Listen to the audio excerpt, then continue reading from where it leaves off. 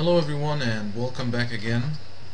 In this lesson we're going to continue working on this MIS project, Visual Studio project, and I would like actually to add a couple stuff in here. For example, when I launch the application, just give it a second to launch, I get immediately the query, which is represented right away in my data grid view.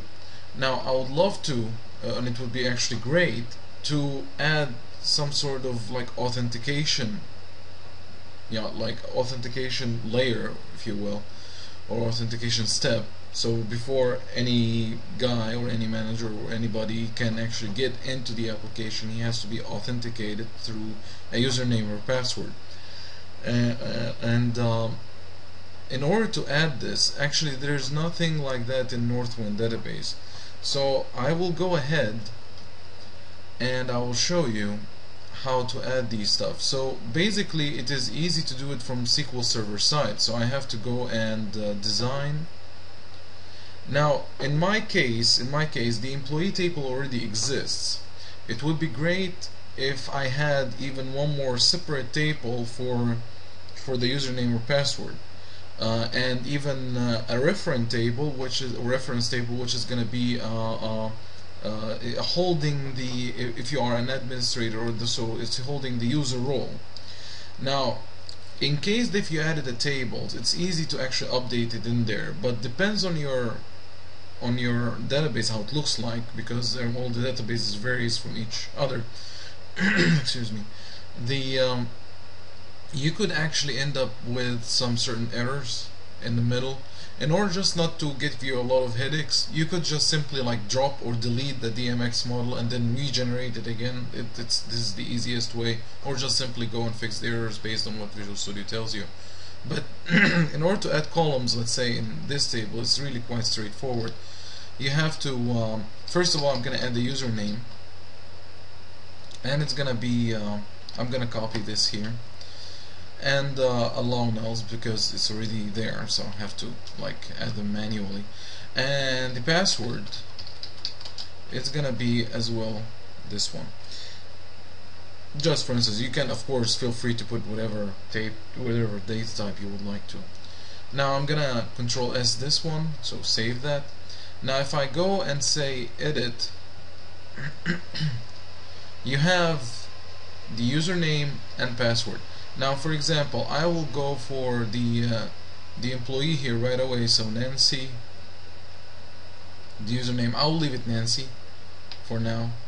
I added the username column because right now, well, at least if you had a table, a separate table for it, you could have even like that username to be as an ID, so it will be like quite unique for every record. And then the coolest thing about it is that once you insert into a database, probably in other application, you will not have the problem to check if the username exists or not, and then you have to like take care to handle these stuff, to handle these collisions.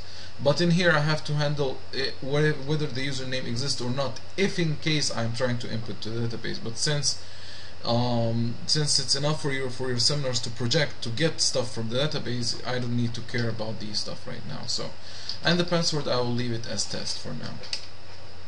And you know what? I will leave it small n, just to make the typing faster. Now, okay, so I got this. So I'm gonna go here to Visual Studio, and I am going to double click on my EDMX model, and hang on a second, I need to get to the model browser. Now once I get to the model browser, there are couple stuff I have to make. First of all, right click, update model from database, because as you can see here, hang on a second, where is the employees? There you go. So here's the employees. So if I right click, update model from database, so as you can see here, there is no username or password. So I'm gonna come here and say refresh tables, and then I choose the employees table which I wanted to update, and then I'm gonna hit finish.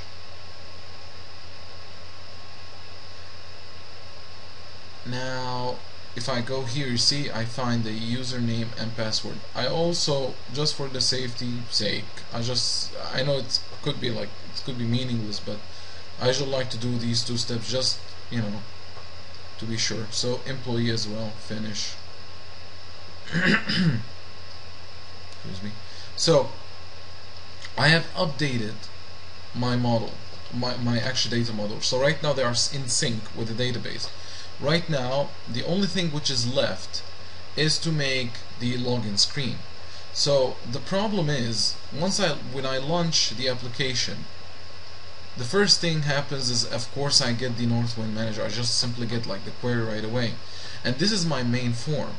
Now how in fact to change the order, how to get my login form appears first and then afterwards I get another window. So in order to do that, it's really quite straightforward, but once you think about it.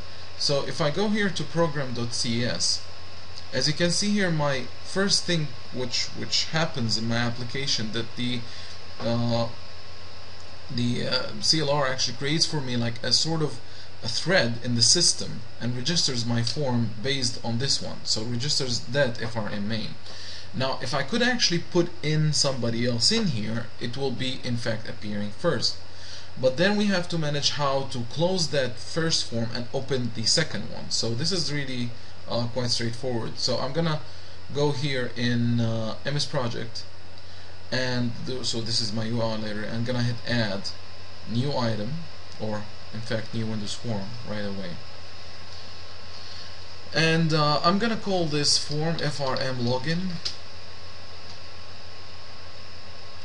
and right here I'm gonna go to my toolbox and I'm gonna add like 4 or 5 controls here. So first of all, I'm gonna get my labels done. I'm gonna get my text boxes done here, also dropped right there, and I need a couple buttons, which is gonna be for OK or cancel. So let me shrink the spaces which we don't need in a second. So for this label, if I hit F4, this label is going to be the username or login. Sorry about this. Hold on. And this is going to be password, and just arrange the arrange the controls as they should be. Alright, so, and here are the buttons. Of course you could scale them up a little bit, hang on, like this and like that. Okay, and the rest of the space I don't need, in fact. So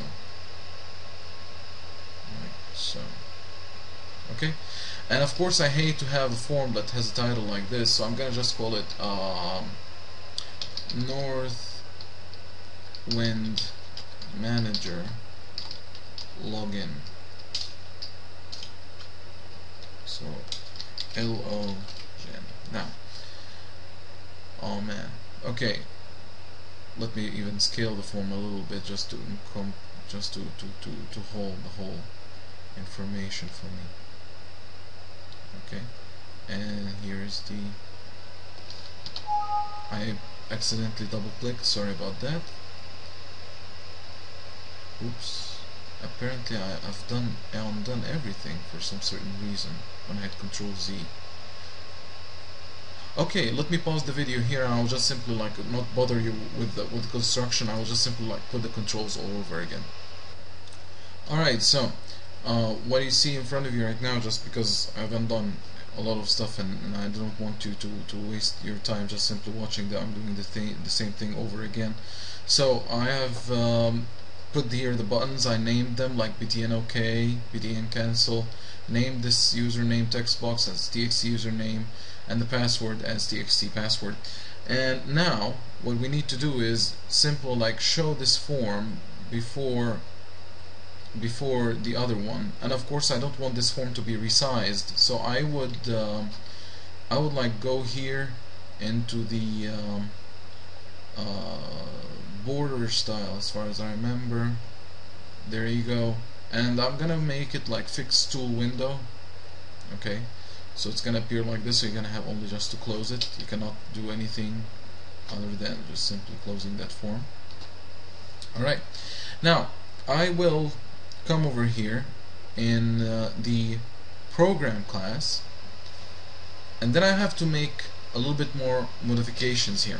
Now first of all, in order to show any form, you have to create a new object from it, like here, right? So I'm gonna come here and say login for frm login.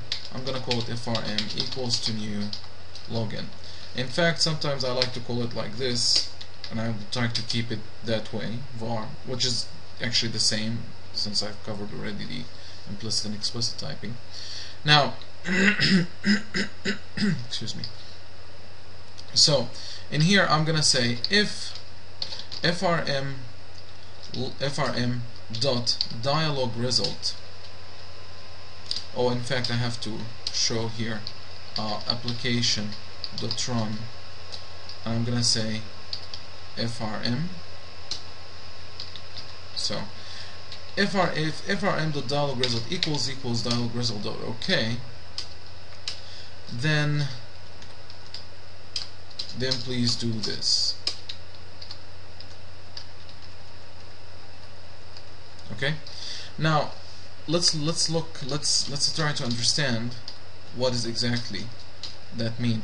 So you have a form. I have just simply created a new object from it, and I have just simply passed it to run, to the application.run. So I created a new thread in the system, and begins the application just simply like show that form. Now the problem is why I done that, why I didn't write this new frm, because I actually wanted to reuse that object again to check if in fact the guy who is actually trying to put his username or password actually worked out. Now in Visual Studio, or excuse me, in .NET Framework, you have something which is called dialog result. Now dialog result is like a sort of like manager, which we already have seen probably in the adverse book with the OK, yes, and cancel kind of message box. You have to every form actually has its own states. Is it okay? Is it cancelled? Is it I don't know, did the guy type yes or no or ignore or something like that? And in fact, once the user logs in successfully, I can in fact right away set the form dialog result equals to OK and just simply close it. So this is really a good and a nice idea. Instead of actually, it's a good and nice idea to check if the user actually have successfully logged in or not. Okay, now let's see how this will look like in code. Now first of all, I'm gonna create inside the model, I'm gonna create, oh, you know what, Control-Shift-A.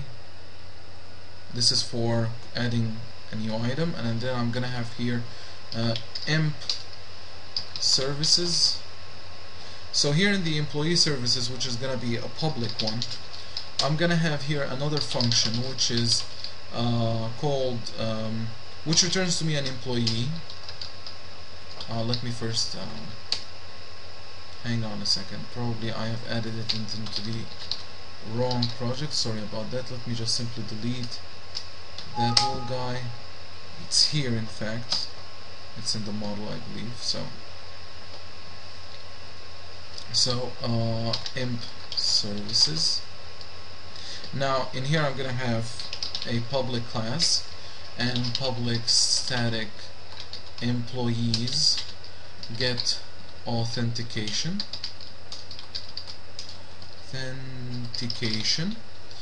and in here I have two choices. Some people like to pass in the username and password like as a string, username string password. I am in fact against that. I don't like it. I usually like to pass objects right away, so I'm gonna pass employees emp, and I'm gonna show you how this will end up in the code. which is much more, it's much cleaner way to do this. And here var var query is gonna be equals to from, add a bracket, from e in dm class.dc dot employees where e dot, and here I'm gonna say username equals emp dot username, and e dot password equals emp dot password. Select e dot first or default. Now, and of course return query. Now the result of this query is going to be like this. So if I am trying to select an employee based on his username and password, which I passed in, so the username from the database is compared to the username which I passed in through the function, and his password is compared with the other guy in the database.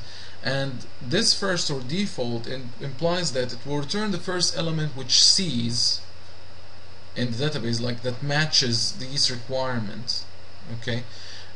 Or if it's not found, it will simply return null, okay?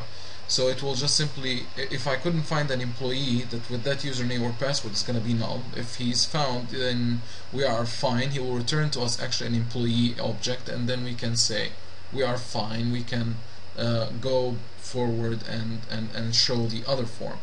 So I'm going to come here in the FRM login. Let me hit probably Shift F7.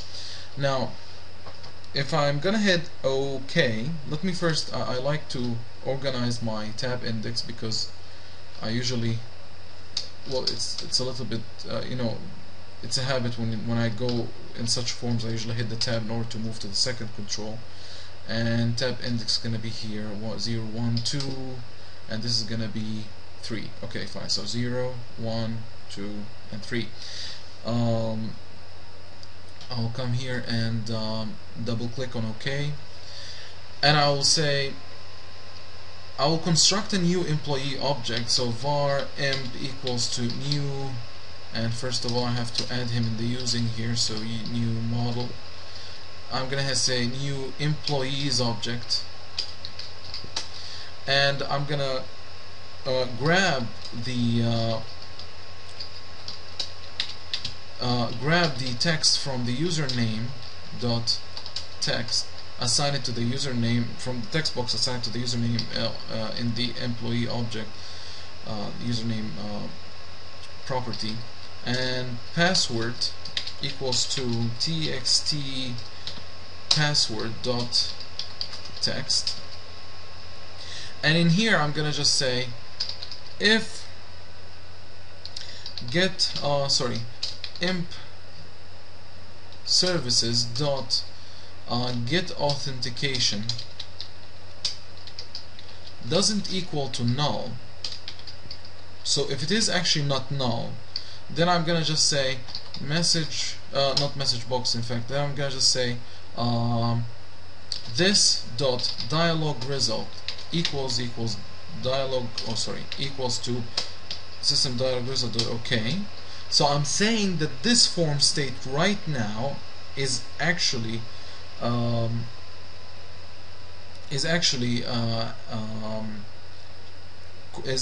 like it really passed. So the authentication passed. Right now I'm free to set this dialog result as okay. Let me just simply move this code over here, and here I'm gonna say just this dot close.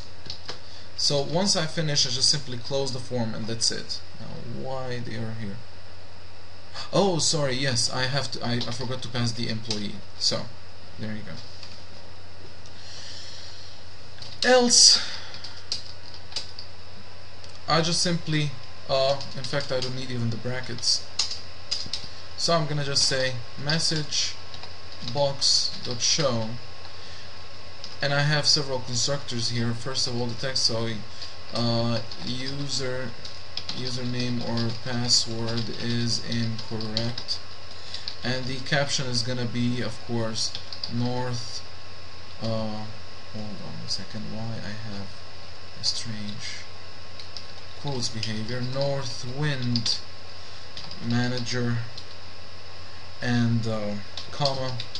As far as I remember, here there was message box buttons, because I would like to get the icon, in fact. So here's gonna be sort of error, let's say. So it's an error in the login. Okay, now I've got this. Okay, nicely done. Let me just simply push them over here and tab that. Alright, so basically, if I don't succeed, I will never log in. If I succeed, then I will pass through the next form. Now Control F5. Now as you can see here, I got my first form. Now I'm gonna type here Mohammed, which doesn't exist, and test, and we have to fix this because password shouldn't be visible. I'm gonna hit OK, and as you can see here, North Wind Manager, this is the title, an error, username or password is not correct or is incorrect. So if I hit OK, nothing happens. If I close the form, that's it. The whole application just shuts off. Now let us try this Nancy and test. Oops. Okay. Now immediately it shows me my form. So this was really easy and straightforward task. Now first we have to fix this part. Now in case that you would like to have some sort of password character, you can use the system password character, or you can input your own characters. By the way, you could like have your characters like this. Oh sorry, it's just only one. Okay, and if I hit Control F5, when I type a username, when the password is typed, you see whatever I type, it just goes to $. Or you could use, in fact, the system one, which I mostly prefer, since you're going to be following the Windows API and stuff. Now, or Windows, actually, like Windows, UI. So if I have a username and password is going to be like the password which you see in Windows when you log into your Windows or whatever, you have a password field in there. Okay, so we have got this hammered down. Now, let me first, before I go and switch to the problem, I'm gonna stop here and switch to the next lesson. The FRM main, in fact, contain a huge data grid view that projects something on it. Now, to be honest with you, this will not be happening. We have to have a full form with a menu bar in the top, and you can select reports from there, and then we can show stuff from there. So what I'm gonna do here is I'm gonna delete this thing. I'm gonna double click on this form, so I'm gonna erase this code, so when I am actually running this, so username test. Oh, by the way, this enter, we have to handle it. I'm gonna show you how to handle it in a second. So there you go, we have the clean form. Now if in case you are typing the username and password and you would really like tab, username tab, password tab, and then enter right away, you can do it like this. So you have in the event handler on key down, I'm just gonna say if e.keycode equals keys.enter. I'm just gonna call the button OK click, so this is called the channeling events E, and there you go. And if I hit Control F5, right now I can type Nancy test, enter, and I am logged in right away. Okay, so right now my form is clean. Let me close this. I will not look at this anymore. Okay, and let me close this program class. I don't need it anymore. And in here, in the user interface, I will add a main menu bar, and I will stop right there, because in the next lesson And okay, I will make even the form as an MDI, and the next lesson I'm going to show you how to deal with that. So here in the main menu strip, I'm going to drag it over here, and yeah, and I just simply will leave it right there, saved. Now in this form, I'm going to go here in the window style is MDI container, and I'm going to set it to true. Right now, what does it mean in MDI? It's multiple device interface, which means it's the same exactly like Photoshop or like Excel. You have several forms inside a huge form. Visual Studio, right now, I have a form inside a huge form. This you can actually call it like an MDI. Okay. We have, I believe you have seen already with Excel, with Photoshop, probably there are a lot of these are the best examples of MDI, and I'm going to show you how to deal with them in the next lesson. Okay, so thanks a lot for your attention.